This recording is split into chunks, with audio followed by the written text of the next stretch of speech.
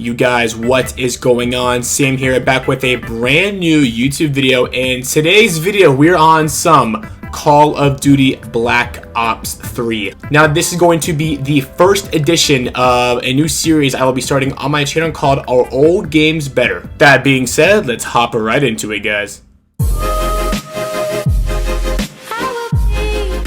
Call of Duty Black Ops 3 released in that weird era of Call of Duty where the company, Treyarch, Infinity Ward, Sledgehammer, whatever, it dove into the futuristic COD games, starting with Advanced Warfare, and Black Ops 3 was just the second edition of all those futuristic jetpack games. While this game has a lot of flaws with it, such as the supply drop system, the campaign was bad, the multiplayer specialists were a really big question released back then. I remember to come down here, we had different types of specialists. I always ran the Heatwave Firebreak. This is my favorite one to run. I remember going back into games with my friends and running all gravity spikes. That was really fun back then. But despite all of the glaring issues that this game had when it first released, and even now to this day in 2023, Black Ops 3 is debatably a top 5 COD ever. And this is actually my favorite Call of Duty ever.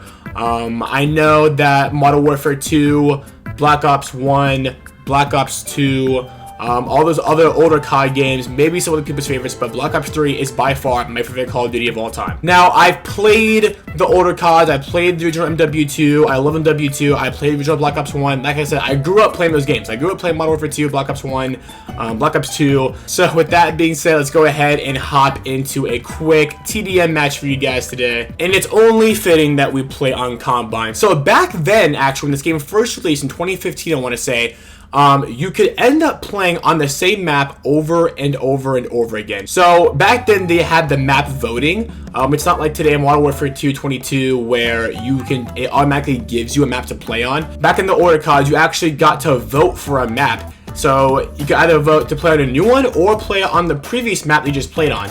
And back then in Black Ops 3, you could just keep voting for the previous map to play on.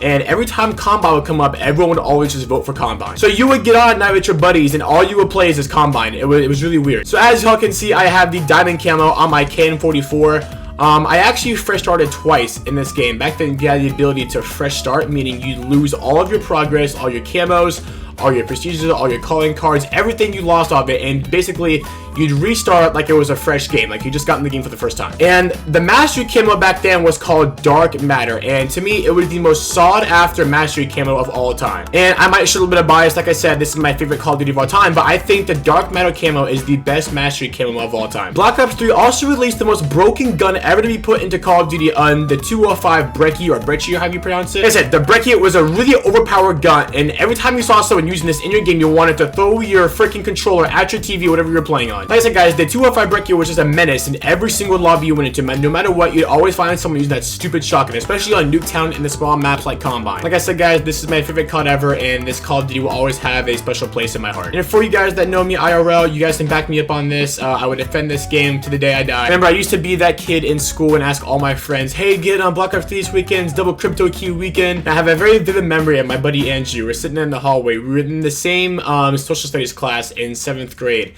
And at the time, the currency to open supply drops in this game were called crypto keys, right? And at the time, there was a double crypto key weekend going on, just like double XP how it is now. Instead, it was called double crypto key weekend. So we're sitting there in class, and I walk in, I'm like, yo, what's up, Andrew? You going for double crypto key weekend?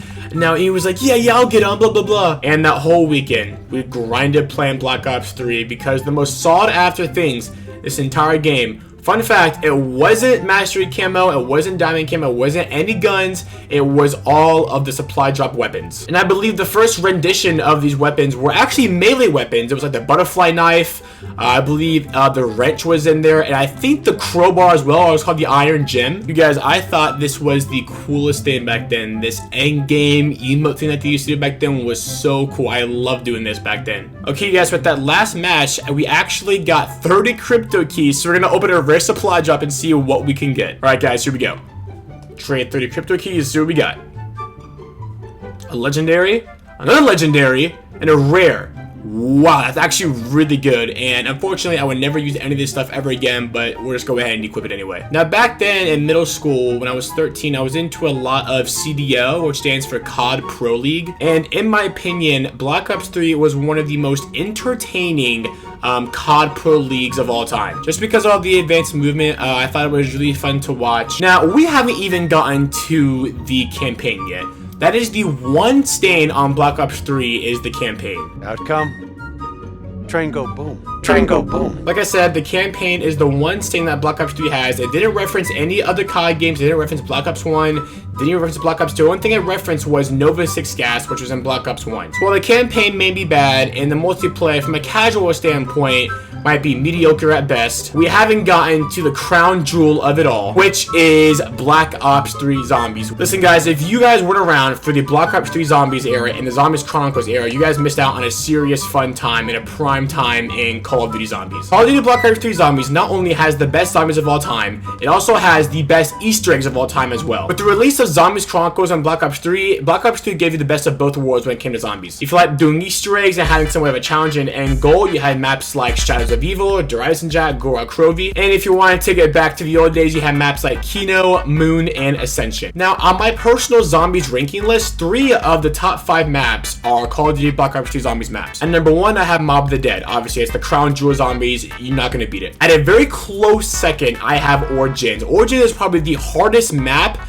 in Call of Duty Zombies. As far as the setup process goes for the Easter egg, it's very hard and very difficult. At number 3, at a very close 3, I have Horizon Jack. I love Horizon Jack. I love the dragon. I love the Easter egg. I love the end boss fight. Everything about it. I just love Horizon Jack. The weapon weapons are cool. The lightning bow is a little bit overpowered and breaks the map, but it's okay. And at number 4, I have Shadows of Evil. This map aids like fine wine. I love the Easter egg. I love the Morgue City. And then at number 5, this is where I can start to get controversial a little bit and have your own opinions. I have Gora Krovi. I actually think Gora Krovi is the hardest map to actually play in Black Ops 3. The Easter egg is also very hard as well. Only reason I say that is because you have 2 boss fights at the end. First, you have to fight the dragon, which is a 3-step period. And then after you defeat the dragon in that little arena, then you have to fight Nikolai in the huge robot. And to this day, I've only completed the Grodd Easter egg twice. It's because it's just that hard. And back then, me and my buddies used to play every single Easter egg. We knew all the ins and outs of every single map. We watched all the zombies YouTubers like Dalek and Mr. Raffle Waffles. And overall, Black Ops 3 Zombies,